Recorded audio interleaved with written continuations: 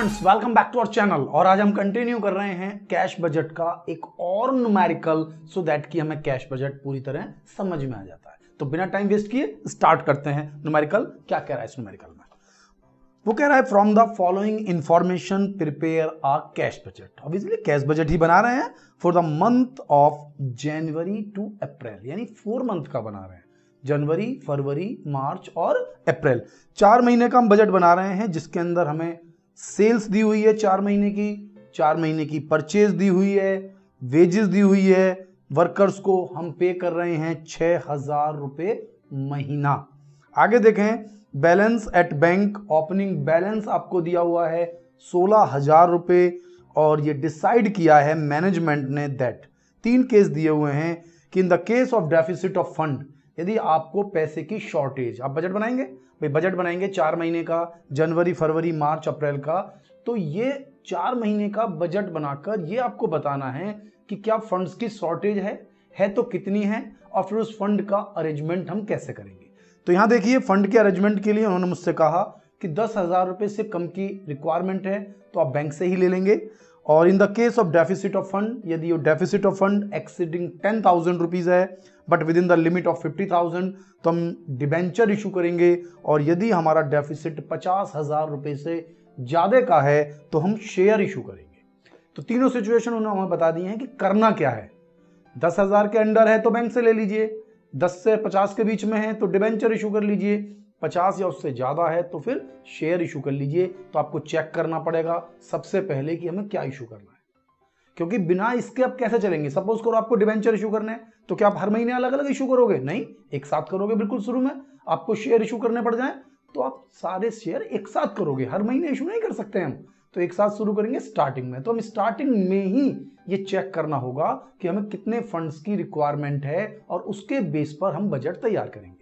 देखिए, क्वेश्चन की खास बात यह रही कि क्वेश्चन में परचेज दिया हुआ था, सेल्स दिया हुआ था, वेजेस दिया हुआ था, लेकिन कहीं भी ये नहीं बताया कि इसका पेमेंट, वेजेस का कितनी लेट करना है, परचेज का पेमेंट कितनी लेट करना है, या कलेक्शन कितनी लेट होगा। इसका मतलब यह है कि सेल्स सेम मंथ कलेक्ट होंगी, परचेज का पेमेंट भी आपको सेम मंथ करना है, और वेजेस का पेमेंट भी आपको सेम मंथ करना है।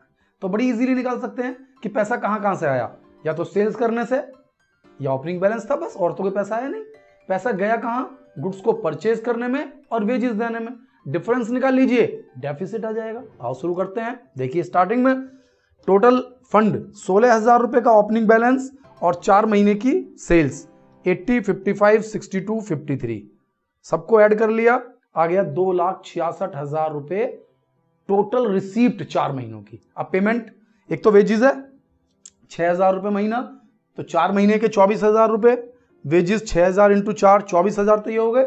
इसके बाद 60,000 रुपए पहले मंथ की परचेज, जनवरी की, फरवरी की, मार्च की, अप्रैल की, तो चारों महीने की परचेज हो गई, और ये 24,000 रुपए की वेजेस हो गई।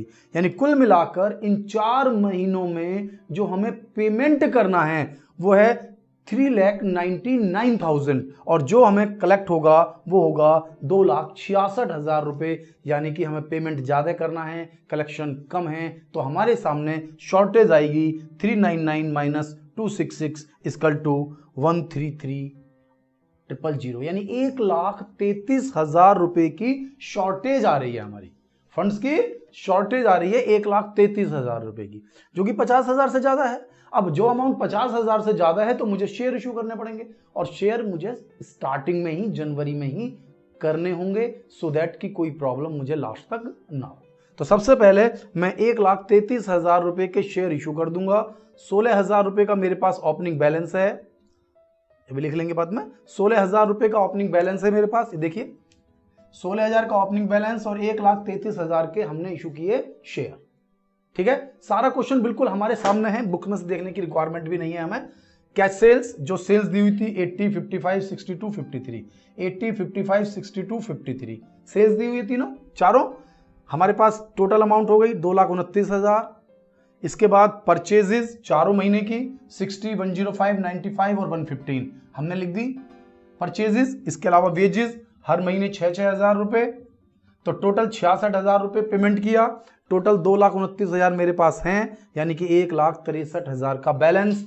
1,63,000 का बैलेंस 55 की सेल, टोटल 2,18,000 रुपये, जबकि 1,05,000 का परचेज, 6 की वेजेस यानी 1,11,000, 2,18,000 में से 1,11,000 यानी कि फरवरी के लास्ट में मेरे पास बचेंगे 1,07,000 रुपये। 1,07,000 रुपये और 62,000 की सेल्स, कुल मिलाकर 1,69,000, 95 की परचेज, 6 की वेजेस, 1,01,000 रुपये का पेमेंट काटकर बच गया 68,000 का बैलेंस।